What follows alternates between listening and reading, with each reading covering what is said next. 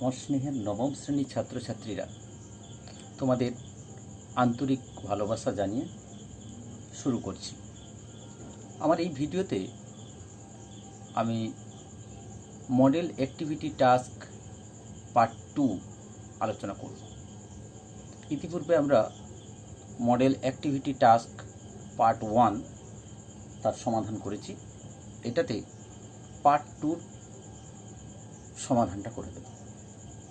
দেখো, ছোট প্রশ্নগুলো আমরা লিখে দিয়েছি, কিন্তু বড় কোশ্চেনের ক্ষেত্রে হিন্টস দিয়েছি বা কিভাবে লিখতে হবে সেটা আমি এই ভিডিওতে তোমাদেরকে বলে দেব।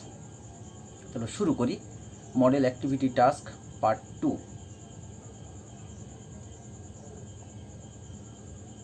দেখো, প্রশ্ন এসছে একটা, ফরাসি বিপ্লব কিভাবে সামন্ততন্ত্রের বিলোপ ঘটিয়েছিল। এই প্রশ্নটা একটা বড় প্রশ্ন, অর্থাৎ 4 নম্বরের প্রশ্ন, তাই এর উত্তরটাও একটু বড় হবে।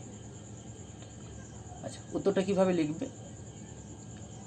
প্রথমে একটা ভূমিকা লিখবে। অষ্টাদশ শতকে ফরাসি বিপ্লবে নেতৃত্ব দানকারী বুর্জোয়া নেতারা সামন্ত প্রভুদের অধিকার ধ্বংসের উদ্যোগ নেয়। এই জন্য প্রখ্যাত ঐতিহাসিক কোবান বলেছেন যে ফ্রান্সে অষ্টাদশ শতক ছিল আধুনিক যুগের সূচনা পর্ব। এবারে কতগুলো পয়েন্ট আছে: সংবিধান সভা গঠন, সামন্তকর বিলোপ, সামন্তদের অধিকার বিলোপ এবং উপসংহার। সংবিধান সভা গঠনে কি লিখবে আমি বলে দিচ্ছি, শোনো ভালো করে। ফ্রান্সের জন্য সংবিধান রচনার উদ্দেশ্যে 1789 খ্রিস্টাব্দে বিপ্লবের পর সংবিধান সভা গঠিত হয়। এই সভা মূল সংবিধান রচনার আগে দুটি গুরুত্বপূর্ণ কাজ করে, যার মধ্যে একটি হচ্ছে সামন্ততন্ত্রের বিলুপ্তি এবং অপরটি প্রশাসনিক। যদিও বা তৃতীয় শ্রেণীর চাপে অভিজাত এবং যাজকরা 4 আগস্ট এক ঘোষণার মাধ্যমে তাদের সামন্ততান্ত্রিক অধিকারগুলি ত্যাগ করে। তাহলে প্রথম পয়েন্টটা হলো সংবিধান সভা গঠন। দ্বিতীয় পয়েন্ট, সামন্ত কর বিলোপ।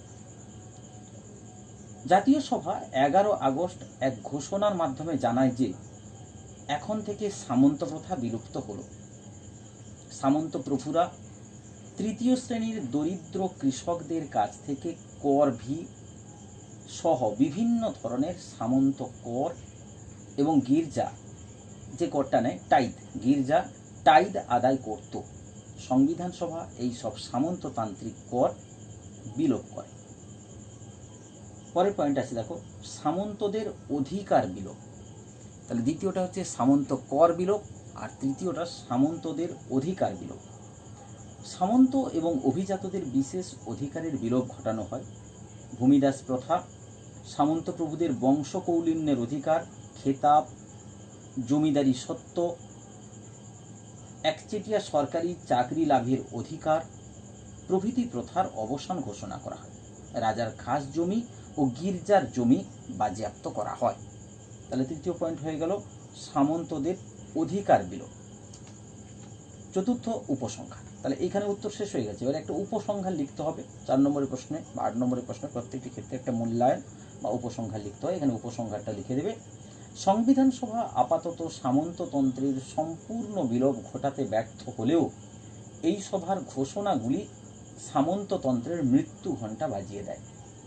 নরমান হ্যাম্পসন, প্রখ্যাত ঐতিহাসিক, তিনি মনে করেন যে জাতীয় সভা অনেকটা এগোলেও সম্পূর্ণ পথ যেতে পারেনি। তাহলে প্রথম যে প্রশ্নটা, সেই প্রশ্নের উত্তরটা কিন্তু হয়ে গেল, অর্থাৎ ফরাসি বিপ্লব কিভাবে সামন্ততন্ত্রের বিলোপ ঘটিয়েছিল সেই উত্তরটা আমরা করে দিলাম। এবারে আমরা দ্বিতীয় যে প্রশ্নটা আছে সেই প্রশ্নে চলে যাব। দ্বিতীয় প্রশ্নটা কি আছে? দ্বিতীয় প্রশ্ন হচ্ছে সন্ত্রাসের রাজত্ব নামকরণ কতটা যুক্তিযুক্ত। তোমরা জানো রোবসপিয়ারের শাসন, সন্ত্রাসের শাসন, একটা বিশেষ পরিস্থিতিতে ফ্রান্সের সন্ত্রাসের রাজত্ব শুরু হয়েছিল। রোবসপিয়ার সেই শাসন শুরু করেছিলেন। তো সেই সন্ত্রাসের রাজত্ব নামকরণ কতটা যুক্তিযুক্ত তার উত্তরটা আমরা আলোচনা করব। দেখো, প্রথমে ভূমিকা। ফ্রান্সে রোবসপিয়ারের নেতৃত্বে জ্যাকোবিন দল 1793 থেকে 94 খ্রিস্টাব্দে যে শাসন চালিয়েছিল তা ইতিহাসে সন্ত্রাসের রাজত্ব বা সন্ত্রাসের শাসন নামে পরিচিত। এই সন্ত্রাসের রাজত্ব 1793 খ্রিস্টাব্দের জুন থেকে 1794 জুলাই পর্যন্ত মোট 13 মাস ধরে চলেছিল। এবারে সন্ত্রাসের পটভূমি, তার উদ্দেশ্য, তার সংগঠন, তার ভয়াবহতা, এগুলো পরপর আমরা আলোচনা করব। তাহলে প্রথমে পটভূমি আলোচনা করি যে কোন পটভূমিতে সন্ত্রাসের রাজত্ব শুরু হয়েছিল, সন্ত্রাসের রাজত্বের সূচনা হয়েছিল কোন পটভূমিতে। 1, 2, 3, 4 করে লিখবে, আমি 1, 2, 3, 4 করে বলে দিচ্ছি। 1 নম্বর, ফ্রান্সের জাতীয় মহাসভা 1793 খ্রিস্টাব্দে সম্রাট ষোড়শ লুইকে মৃত্যুদণ্ড দিলে ইংল্যান্ড, অস্ট্রিয়া, প্রাশিয়া, পর্তুগাল প্রভৃতি দেশগুলি একজোট হয়ে ফ্রান্সের বিরোধিতা করে। এটা 1 নম্বর। 2 নম্বর, ফ্রান্সের ভেতরে 83টি প্রদেশের মধ্যে 60টি প্রদেশে বিদ্রোহ শুরু হয়। 3 নম্বর, দ্রব্যমূল্য বৃদ্ধি, বেকারত্ব, বিশ্বাসঘাতকতা প্রভৃতি প্রজাতান্ত্রিক সরকারের অস্তিত্বকে বিপন্ন করে তোলে। 3টে পয়েন্ট হল, এই পরিস্থিতিতে প্রজাতন্ত্রকে রক্ষা করার জন্য রোবস্পিয়র সন্ত্রাসের শাসন শুরু করে। তাহলে কোন পটভূমিতে হলো সেটা আমরা 3টে পয়েন্ট করে 1, 2, 3 করে লিখে দিলাম। এবারে উদ্দেশ্য, সন্ত্রাসের শাসনের কি উদ্দেশ্য ছিল, এটাও 1, 2, 3 করে লিখব। তাহলে সন্ত্রাসের রাজত্বের প্রধান উদ্দেশ্যগুলি ছিল ড্যাশ দিয়ে 1 নম্বর, ভীতি প্রদর্শন করে ফ্রান্সের জাতীয় ঐক্য ও সংহতি রক্ষা করা। 2 নম্বর, ফ্রান্সের অভ্যন্তরে কালোবাজারি ও মজুতদারির বিরুদ্ধে কঠোর ব্যবস্থা গ্রহণ করে নিত্য প্রয়োজনীয় দ্রব্য সামগ্রীর দাম ও সরবরাহ ব্যবস্থাকে স্বাভাবিক রাখা। 3 নম্বর, অভিজাত ভূস্বামীদের জমি বাজেয়াপ্ত করে তা কৃষকদের মধ্যে বন্টন করা।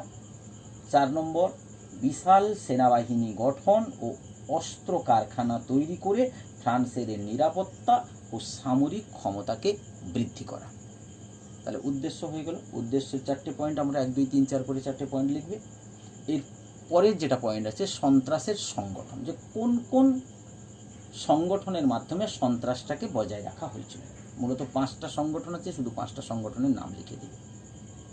লিখবে সন্ত্রাসের সংগঠনগুলি ছিল যথাক্রমে 1 গণনিরাপত্তা সমিতি, 2 সাধারণ নিরাপত্তা সমিতি, 3 সন্দেহের আইন, 4 বিপ্লবী বিচারালয়, 5 বিপ্লবের বদ্ধভূমি।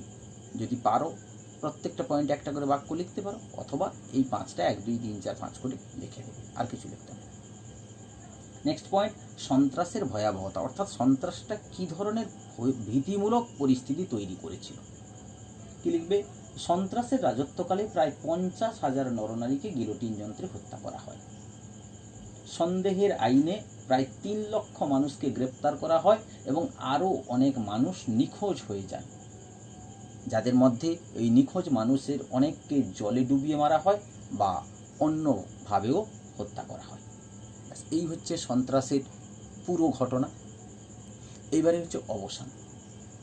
1794 খ্রিস্টাব্দে 27 জুলাই জ্যাকোবিন, জিরোন্ডিন ও মধ্যপন্থী দলের আতঙ্কিত সদস্যরা রোবস্পিয়র এবং তার অনুগামীদের বন্দী করে। 28 জুলাই রোবস্পিয়র এবং তার অনুগামীদের গিলোটিনে হত্যা করা হলে সন্ত্রাসের শাসনের অবসান ঘটে। তাহলে প্রশ্ন যেটা ছিল যে সন্ত্রাসের রাজত্বর নামকরণ কতটা যুক্তিযুক্ত।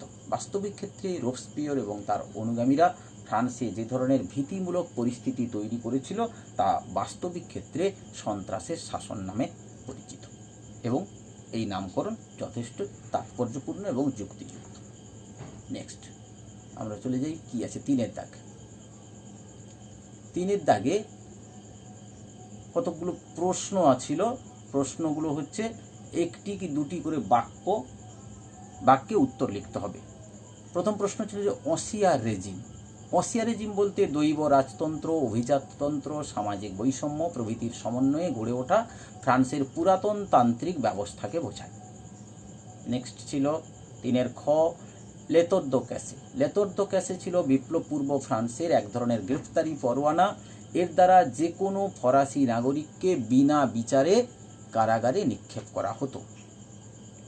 3 নম্বর অর্থাৎ গ, সাঁকুলত। সাঁকুলত অষ্টাদশ শতকের ফ্রান্সের শহুরে দরিদ্র শ্রেণীর ভবঘুরে মানুষদের সাঁকুলত বলা হতো। এরা ছিল চরম অবহেলার পাত্র। রোবস্পিয়ার। রোবস্পিয়ার ছিলেন জ্যাকোবিন দলের নেতা এবং ফ্রান্সের সন্ত্রাসের শাসনের প্রধান পরিচালক। আরেকটা আছে উঁ, 3 দাগের উঁ, 3 দাগের ঘ। আচ্ছা, এটা 4টেই ছিল 3 দাগের ঘ পর্যন্ত। এরপরে দেখো একটা ছক আছে, ছকে ট্রাফালগারের যুদ্ধ, লিপজিগের যুদ্ধ, ওয়াটারলুর যুদ্ধ, 3টে যুদ্ধ, বিবাদমান পক্ষ কারা, সময়কাল মানে কোন সময় হয়েছিল এবং কি ফলাফল ছিল। আচ্ছা, প্রথম যুদ্ধ হচ্ছে ট্রাফালগারের যুদ্ধ, বিবাদমান পক্ষ ইংল্যান্ড এবং ফ্রান্স, সময়কাল 1805 খ্রিস্টাব্দ। এর ফলাফল ছিল ফ্রান্সের শোচনীয় পরাজয় এবং নেপোলিয়নের ইংল্যান্ড জয়ের স্বপ্ন চিরদিনের জন্য বিনষ্ট হয়। দ্বিতীয় যুদ্ধ হচ্ছে লিপজিগের যুদ্ধ, বিবাদমান পক্ষ ফ্রান্স ও মিত্র শক্তি বলতে রাশিয়া, প্রাশিয়া, সুইডেন, অস্ট্রিয়া, সময়কাল 1813। ফলাফল মিত্রশক্তির কাছে নেপোলিয়নের পরাজয়, নেপোলিয়নের সাম্রাজ্যের ভাঙন শুরু হওয়া, আর অস্ট্রিয়া তার হারানো সাম্রাজ্য পুনরায় ফিরে পাওয়া। ব্যাস। এবারে ওয়াটারলুর যুদ্ধ, তৃতীয় যুদ্ধ, প্রতিপক্ষ ফ্রান্স এবং Duke of Wellington. Duke of Wellington হচ্ছে মিত্রপক্ষের সেনাবাহিনীর সেনানায়ক ছিলেন, সেনাপতি ছিলেন, মূলত ইংল্যান্ডের মানুষ। সময়কাল 1815। ফলাফল নেপোলিয়ন এই যুদ্ধে চূড়ান্তভাবে পরাজিত হন। ব্রিটিশ নৌশক্তির কাছে নেপোলিয়ন আত্মসমর্পণ করেন এবং প্যারিসের প্রথম ও দ্বিতীয় সন্ধি এবং ভিয়েনা সন্ধি বা ভিয়েনা সম্মেলন অনুষ্ঠিত হয় 1815 খ্রিস্টাব্দে। নেক্সট, শেষ হয়ে গেছে তোমার পার্ট 2। ছোট্ট প্রশ্ন, এমন কিছু বেশি নেই। আমরা পার্ট 2টা আলোচনা করে দিলাম, কিভাবে উত্তর লিখতে হবে। বড় কোশ্চেনগুলোও আলোচনা করে দিয়েছি, বড় কোশ্চেনগুলো আলোচনার পাশাপাশি ছোট কোশ্চেনগুলোর উত্তর লিখে দিয়েছি একেবারে। যেমনভাবে ছক কাটা আছে, ছকটা দেখেছো, সেই ছকটা তেমনভাবে খাতায় কেটে ফেলবে এবং এখানে যা লেখা আছে তা তুলে দেবে। আশা করছি তোমাদের আর কোনো সমস্যা হবে না। তো দ্বিতীয় পার্টের উত্তর এখানেই শেষ হলো। তোমাদেরকে ধন্যবাদ জানিয়ে শেষ করছি।